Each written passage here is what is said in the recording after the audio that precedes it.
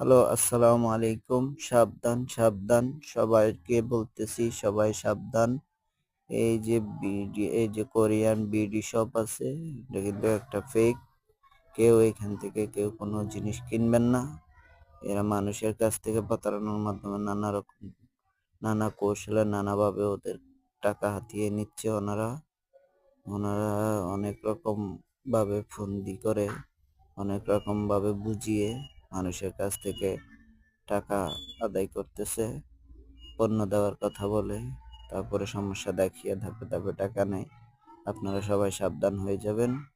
কেউ এখান থেকে কিছু কিনবেন না, অর্ডার দিবেন না। আর টাকা চাইলে সাথে সাথে এদেরকে ব্লক করে দিবেন। এটাই বলার ছিল। আল্লাহ হাফিজ। कश्मीर में तू कन्याकुमारी नॉर्थ साउथ की मिट गई देखो